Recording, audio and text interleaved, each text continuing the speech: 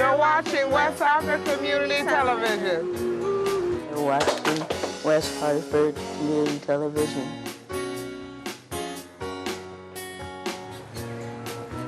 You're watching West Hartford Community Television.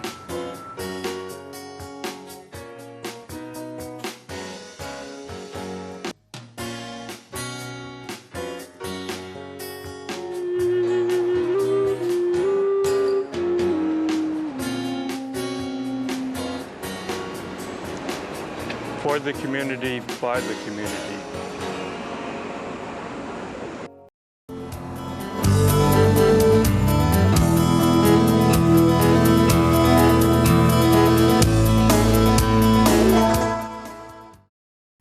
Celestial greetings. I'm Janet Booth, a professional astrologer from West Hartford, Connecticut, and welcome to my program on astrology called Looking Up. We have entitled this episode March on the March because it's the March 2016 show, and March is always that month when we shift into a new astrological year. We have the spring equinox on the 20th this year, which sounds a little early, and I'll tell you why in a moment. Maybe you've already guessed. And that's when we move from Pisces into Aries, and what a change that is. And we'll go into a little bit of that today. And we also have a big pileup of planets going through, or planets and astrological factors, maybe they're not all planets, going through Pisces, and that makes it a really, really strong time for Pisces now. So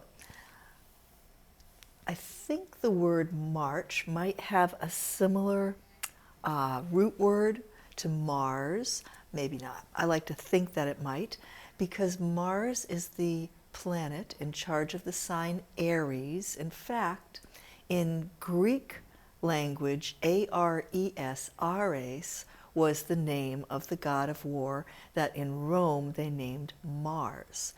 And that's the ruling planet of the sign Aries, and that's the sign that we switch into in March. So we have a very important shift for Mars in the month of March.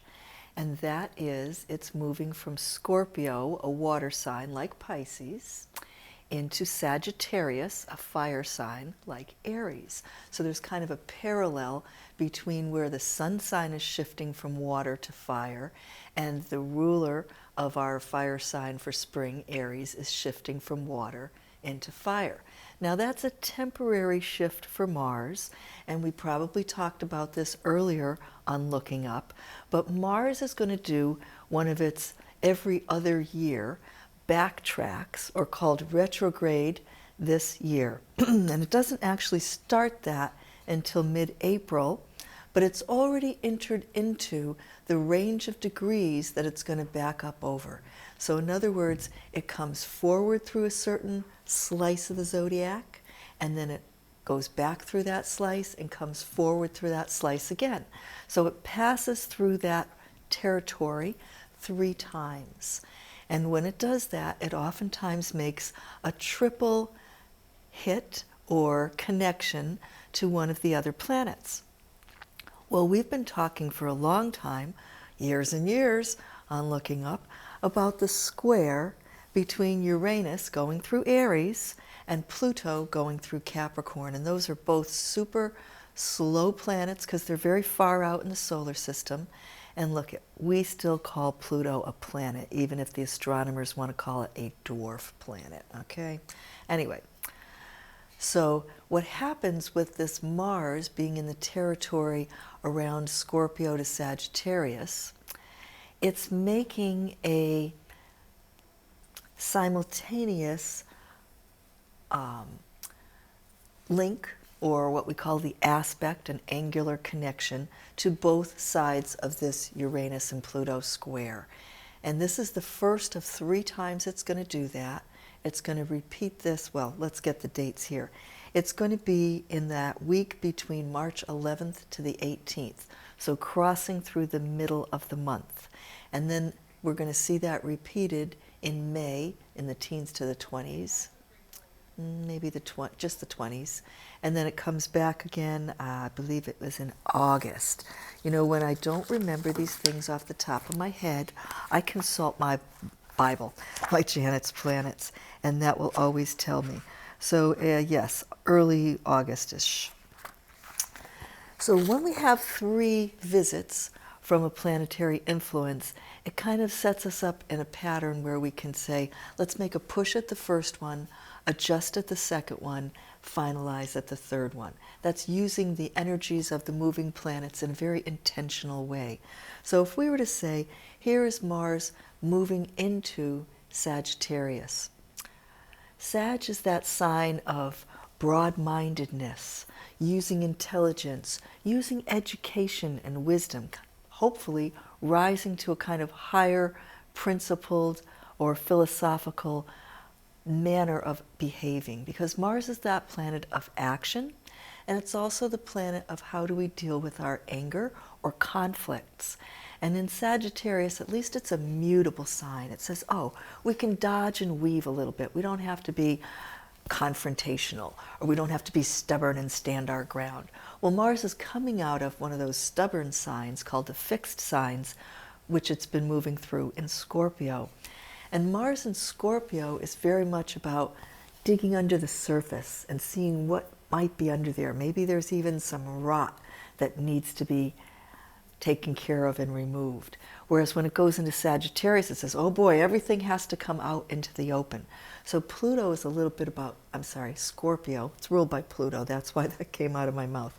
Scorpio is about secrets or the hidden, what's not seen. But Sagittarius is all about truth and exposure and spreading the word far and wide. It's the media is associated with Sagittarius. So we may find that when Mars is connecting to this Uranus-Pluto square, that some hidden features about things that have been going on with our economy, or maybe with this sort of Plutonian oligarchical powers that be, and I'm not talking about Congress, I'm talking about the money behind what's running everything in the world. So I'm always happy when I see Mars move from Scorpio into Sagittarius, because I say, oh good, what are we going to find out? So maybe something comes to light here in mid-March that we're going to come back and look at again in May and August. And that'll be fun, because we're moving into, heavy-duty election season, at least in our country, and this is a time where we want to find out what the truth is. It's not good enough to just let people work in the shadows and try to control things. So I always go, yay. Another thing that's going on important, maybe sets up just ahead of this, there will be a degree halfway in between the middle of that square that's in a called semi-square position to each side of the square, and that degree comes in Pisces. So in other words, Pisces or Aquarius. Well, anyway, halfway between Capricorn and Aries, and Mercury moves through that degree March 6th to 7th. Well, Mercury is the planet of communication, and it's also the planet of commerce, and it's the messenger of the gods. So we're going to see that something may be in the news then. A lot of times Mercury is related to the news, and I do believe that somewhere on my scratch notes from late last night here, it might also say that the sun moves through that degree. I don't know. Well, Venus moves through that degree March 14th to the 15th. And Venus is a planet about money and values, fairness, things like that. So this is going to be a very interesting month. Check what's happening in the financial news. And there may be also things that are important this month about oil and commodities like that. And why do I say oil? Well, oil is ruled by Neptune and its sign of Pisces. And right now we do have kind of, it's sort of loose, but it's in place, what we call a T-square, whichever way you want to look at it, Neptune and things in Pisces involved with Jupiter and Saturn. And Saturn's in Jupiter's sign of Sagittarius. Well, Jupiter is international things. So is Sagittarius, where Saturn is. Saturn's about rules, respect, boundaries, doing things the right way. Should is a big key word with Saturn. So are things being done the way they should be done internationally, maybe regarding oil? One thing that's very interesting is since we've had the dropping of the embargoes on Iran, that the Saudi Arabians, who are not particularly friends to the Iranians, have wanted to keep the oil prices very low so that now that Iran can sell oil on the world market, they're not going to get so much money for it. Well, as drivers, we think this is great because our oil prices, we haven't seen gas prices like this in, I don't know, what, decade or something like that. So it's now like, oh boy, let's all get on the road and drive all we want.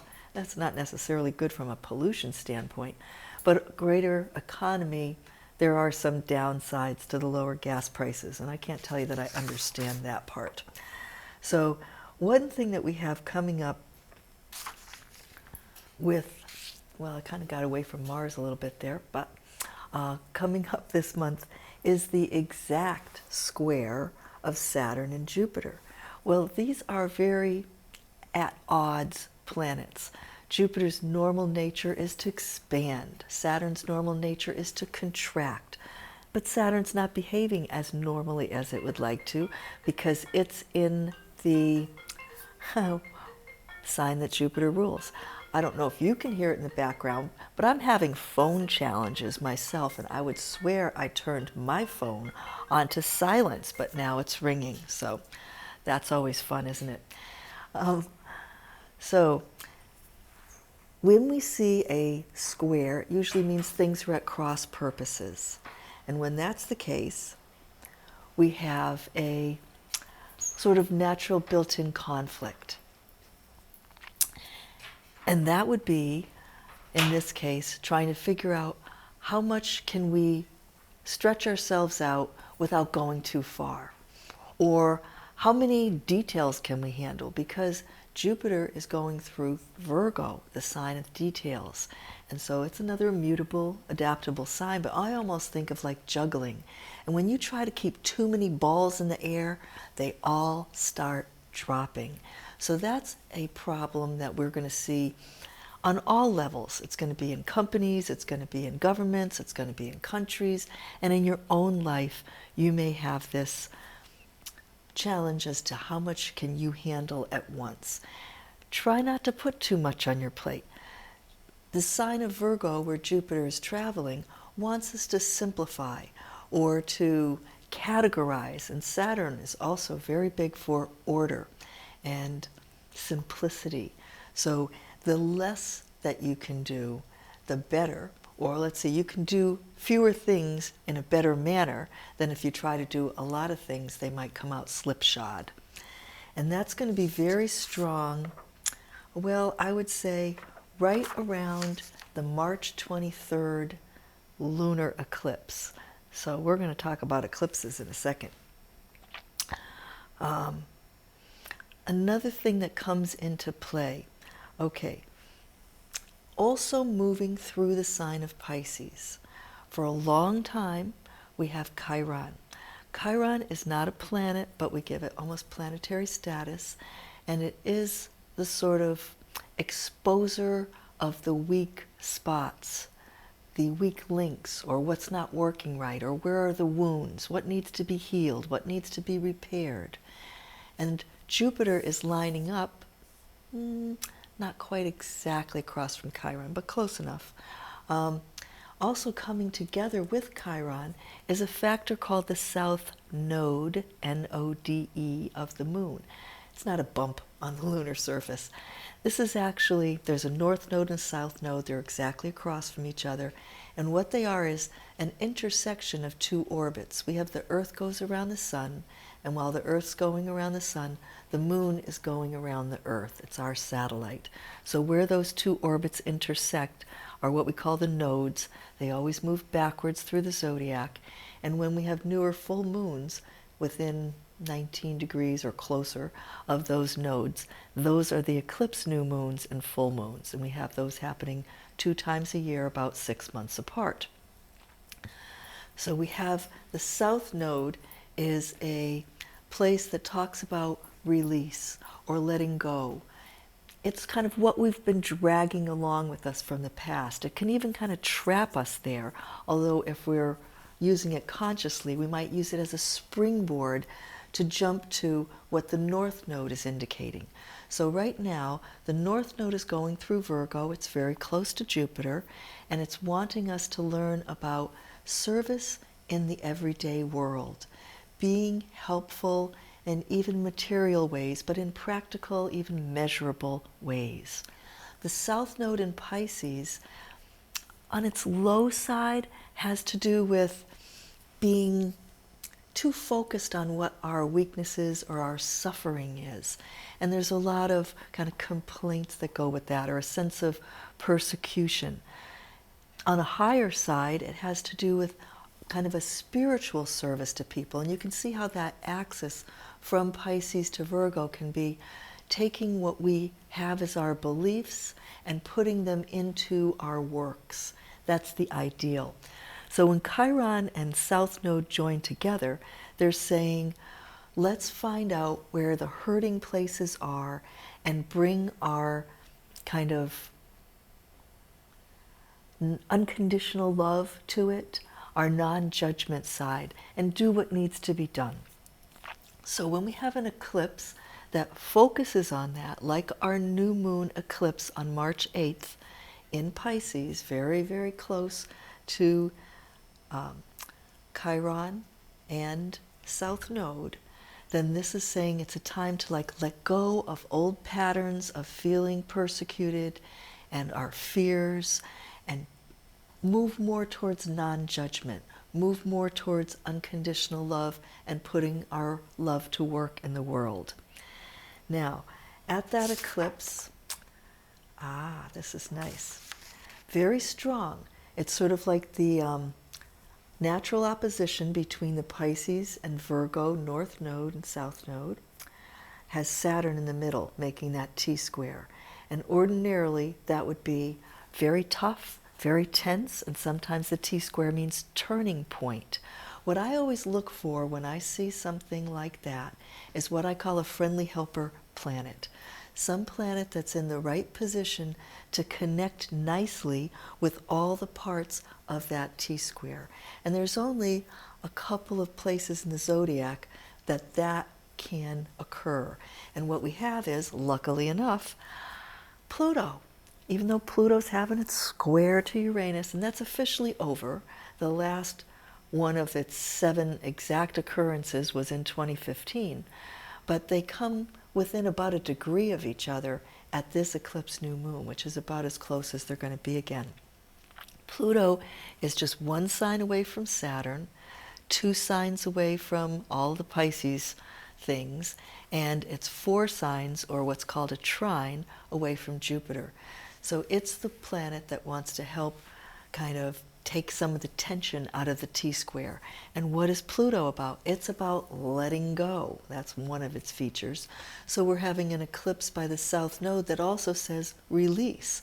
So you may want to do a little exercise in your life or meditation or something like that where you want to try to figure out, well, what is it you want to get rid of? I'll tell you a little story. I was just on a trip when I was lecturing in Arizona, and I was a little nervous beforehand. I didn't feel like I had everything adequately prepared, which, that's one of my own little Virgo self-criticism trips. But I decided to take my worries and put them to bed. So there's a commercial, maybe you've seen it now, for a sleep aid, and it shows sleep anthropomorphized or personified as a cat. That's not exactly the right word, because anthropomorphized, well, you know what I mean. It means making it like a human, but anyway, we're making it like an animal. And the word sleep is kind of built into this cat shape with fur. And I did the same kind of thing with worry. I'm not making it a cat so much, but I just kind of took the word worry and I pictured a little bed, and I put the worry in the bed, and I pulled the covers up, and I tucked it in, and I petted it goodnight, and put it away. And that worked so good. And I said, wow, now I'm going to have to try that with a few other things like fear or anger. I don't have that many fears, but I get my angers once in a while.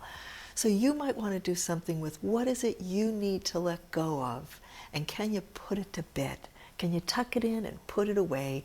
And you don't even have to wake it up again. You can just let it sleep like Rip Van Winkle. So Pluto is going to be your helper planet, and it's also about shared values. What are the things that connect all of us, or what's important to everybody, or what's even important to somebody other than yourself? So when we move from this new moon eclipse on March 8th to our full moon eclipse on March 23rd, that will be after the spring equinox on the 20th. So the sun will have moved into Aries, and Mercury with it. Mercury and the sun are going to be very close together at that time, which means communication is very important, thought is very important, the written word. Be careful what it is you say. You know how important it is anytime you put a word after I am, because the sun is very much about what I am. And those are the power words right from, ancient spiritual beliefs with the New Testament, the Old Testament of the Bible and everything else. So we're going to have the sun in Aries, and when the moon's across from that, it will be in Libra. Well, those two opposite signs are very much about me and not me, or me and the other person, me and the significant other. So when we see a strong emphasis on Aries, it can be a lot about self. And we're coming right out of the Pisces period, which is selfless, or also the merging of the self into the whole. And Libra is very much the sign about give and take with other people, or cooperation as opposed to competition. Those are great keywords. Aries competition, Libra cooperation. And that's what we're going to see. How do we balance those two with that full moon eclipse? And the coming on the eclipse day, like I said, is the Saturn-Jupiter square. So do we go overboard? Do we not do enough? Finding the balance is really one of our challenges. So I promised to talk about the equinox. Equinox means equal day, equal night. It is the shifting and the halfway point between longest day and longest night. And the spring equinox usually comes around the 21st and sometimes even the 22nd of March. And in 2016, it's on the 20th. Well, that's because we have leap year. And we stick in that 29th of February, an extra day, into our calendar. And then the man-made calendar and how it aligns with the zodiac degrees shifts. And so an extra day in there means that things are going to happen like a day earlier than usual. We'll have an earlier summer solstice, an earlier fall equinox, just earlier on our calendar. It's right when it's supposed to be, celestially speaking. Okay, so 6 months ago, in September of 2015, we had a new moon eclipse at 20 of Virgo. Now, in Pisces, we're going to have a new moon eclipse at 19 of Pisces. That's basically about the same degree of those two different signs. And in between, we've had all the new moons at 19, 19, 19 of each one of the signs they were occurring at. We'll be leaving that pattern of the 19s and going into a sort of shifting period for about 6 months where all the new moons and full moons are a degree and a half earlier in whatever sign they occur, until we get into another repeating pattern in fall of 2016. But meanwhile, the point I want to make is there's a direct correspondence between this eclipse and the one 6 months ago. So you might want to look back to your calendar, what was going on for you in September, and see if there isn't some correspondence, or if you're still dealing with the same issues. It's like, wow, wouldn't this be a great month to really get rid of whatever it is that's holding you back, or, whatever you need to move on and get to something new. Because when we get into Aries at the spring equinox, that is the time for something new. And that's when you're going to want to try to start new habits or patterns or just break out into different things than you've been doing. Okay, so I also wanted to talk about, for a little minute, one thing I mentioned when I said that the helper planet right now is Pluto. Well, Jupiter is in a third of the sky with Pluto, and that's a really nice combination for increasing your investments. Pluto has to do with money matters. It's not just your investments, it's also where your money mixes with other people's money. It brings in insurance, taxes, inheritances, things like that. And Jupiter as the planet of expansion in the nice get things straightened out sign of Virgo says, take a look at what your overall financial strategy and picture is at this point in time. And this is a good season, or certainly month, for you to kind of get on the march about something new or improved with your finances and investments. Let's see what else is important for me to tell you about. Oh, okay. Well, there's another dwarf planet named Ceres, C-E-R-E-S, same root word as cereal, named for the goddess of harvest and fertility. And this has a lot to do with abundance. Cornucopia might be one of the key words, as well as nurturing and support. And that's coming together in Pisces with Chiron. Chiron wants to kind of heal things about our nurturing of one another. So when we talk about for the general good of all, this is a period where hopefully there'll be more interest in having that non-judgmental, charitable, unconditional love in a supportive way on an individual level and on a collective level. So I'm very hopeful that this new moon eclipse on the 8th of March is going to help bring some of that about. We do have a lot of things that are kind of intense right there in the middle of the month, and people talk about the Ides of March, I-D-E-S. That's just a word from Latin and Roman days that meant the middle of the month. It meant nothing bad, but people think of it from the Shakespeare play of Julius Caesar, where the soothsayer, who might have been an astrologer, said to Caesar, beware the Ides of March. Not because there was anything intrinsically wrong, but probably what was going on in Caesar's chart at the time was bad for him, and yeah, that's when et tu Brutus, he got murdered by his friend Brutus. So don't be afraid of the Ides of March, but do think in terms of turning point. And with our T-square that we have going on at the solar eclipse, and even to an extent at the spring equinox as well, it's a time for you to make a turn in your life, release your fears, put your worries to bed, and get ready to kind of turn over a new leaf and go in a new direction when you're on the march in March. And come back and see us again soon on Looking Up.